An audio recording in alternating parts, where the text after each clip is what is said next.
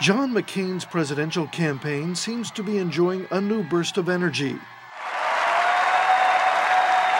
In accepting his party's nomination, McCain energized his Republican base and set out the main theme for his campaign. We have to catch up to history, and we have to change the way we do business in Washington.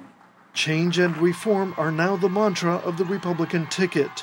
But with President Bush, also a Republican, extremely unpopular, McCain's pledge might be a difficult sell.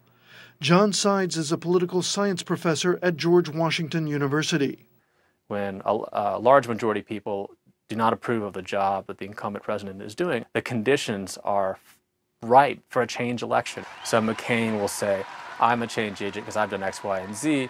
Obama and Biden will say, no, he's not. He's really bound up with the incumbent administration that so many of you don't like. So it becomes a question of sort of guilt by association. But John McCain is also campaigning on his experience. Born in 1936, he is the son and grandson of Navy admirals. He became a Navy pilot, flying combat missions during the Vietnam War. Shot down over North Vietnam in 1967, he spent 5.5 years as a prisoner of war, enduring brutal beatings. He came home a national hero. First elected to Congress in 1982, McCain is now a 4-term senator specializing in defense and foreign policy matters.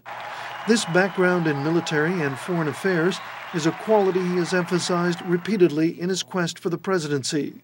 We face many dangerous threats in this dangerous world, but I'm not afraid of them. I'm prepared for them. Military heroes such as World War II Allied Commander Dwight Eisenhower have won the presidency in the past because of their experience.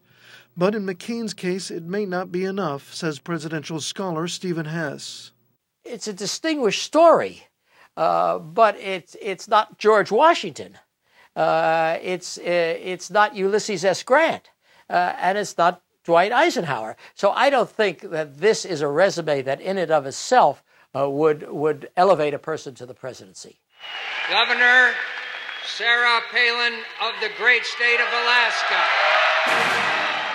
Republicans say McCain's choice of Palin as his running mate will help lead the ticket to victory in November.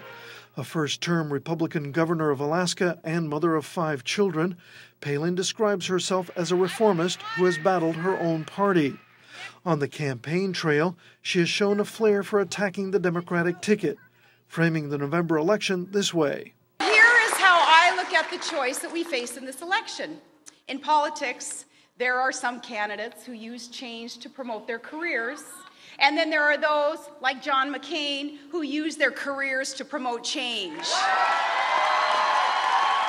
Yet her limited experience in national and foreign affairs could eventually be a liability. And traditionally, voters have not cast their ballots for president based on the vice presidential pick. As we turn away from the newness of her as a national candidate, we will realize how little difference the vice presidency makes in electoral outcomes. I mean, that simply is the American history. Yet some opinion surveys show Palin has helped boost McCain's popularity, especially among white women. And they could be a decisive voting bloc come November. Bill Rodgers, VOA News.